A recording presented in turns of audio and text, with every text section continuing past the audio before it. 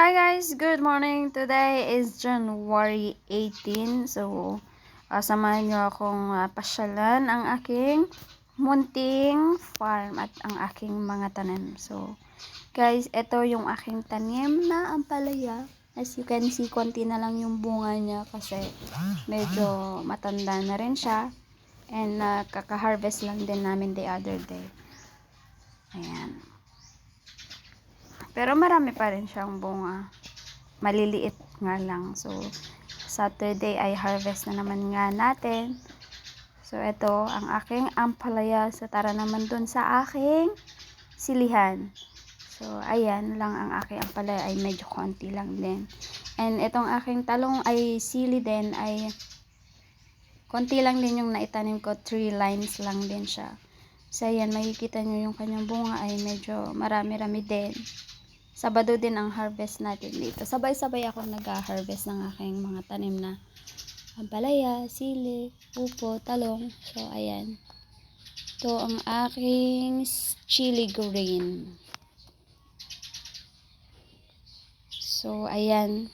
Samahan nyo rin akong punta sa aking talungan. Ito ang aking talungan. Medyo maluwang-luwang ito kasi siya talaga yung gusto kong itanim na marami. So, dito sa part na to, ay konti lang itong talong na to. Mamaya ipapakita ko rin sa inyo yung talagang maraming talong. So, ito nga yung kanyang mga bunga. Pakita ko sa inyo. Ayan. Maliliit pa yung kanyang ibang bunga kasi kaka-harvest nga lang natin. Ayan. So, tara naman dun sa aking upo na tanim. So, this is talong in Tagalog. In English ay eggplant. O, charot. Ayan o. O, ang laki ng bunga. Harvest na natin ito sa Saturday. Mahaba siya. Tapos, kita nyo ang flawless. Sabi nga ng anak kong panganay, nag-skincare daw. So, ito yung part na medyo konting talong lang. Ayan, ilang lines lang to. Siguro 9 or 10 lines lang yan.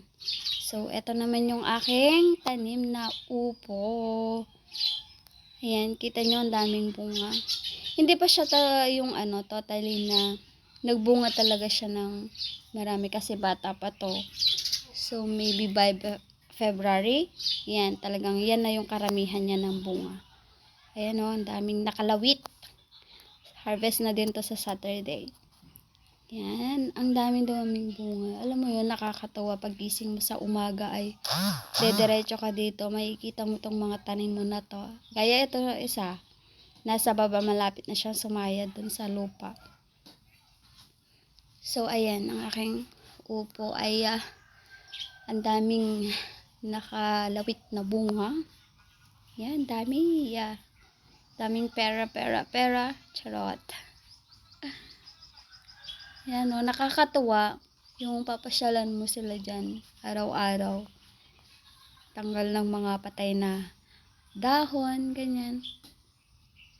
Ayan, kita nyo yan, nag-yellow na siya. Tinanggal ko na kasi hindi na siya lalaki. Sinipsip na yan ng insekto, so kailangan na natin tanggalin. So, ayan. Mahaba tong na to, mahabang lines tong upo na to.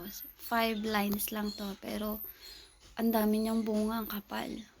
Ayan o, ang flawless. Wala ni kahit nakagat ng insekto. So, ito kailangan na rin natin tanggalin. Sira na yan.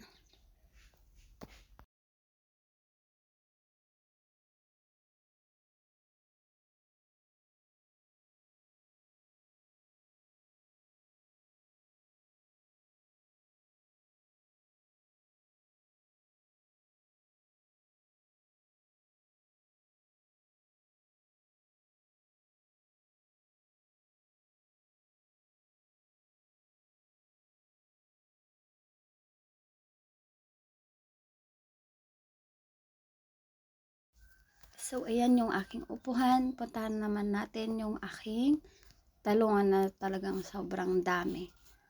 Ito. Sinadya ko talagang maraming itanim na talong kasi siya yung madalas tumaas yung presyo. So, from here to there, yung dun sa maraming nyog, hanggang doon yung aking talungan. So, hindi ko na kayo ipupunta doon kasi medyo malayo na din. Meron pa ako doon sa part na yun, sa dulo, doon sa mga nyugan din doon. Konting talungan lang din doon. So, hindi ko na kayo idadala doon kasi medyo malayo na at may aso, baka manghabol na naman. Ayan. So, eto, pwede na tong i-harvest din sa Saturday. Pwede na rin siyang harvest ngayon actually, pero gusto kasi ng buyer ko yung medyo malalaki at matataba. So, mas masarap naman kasi yung malaki at mataba na pang torta. So, gaya nito, sobrang haba siya pero payat. Pero kailangan kasi medyo tumaba din pa siya. So, yan muna for today's video, mga ka-farmers. Thanks for watching, everyone. God bless you and happy farming. Bye!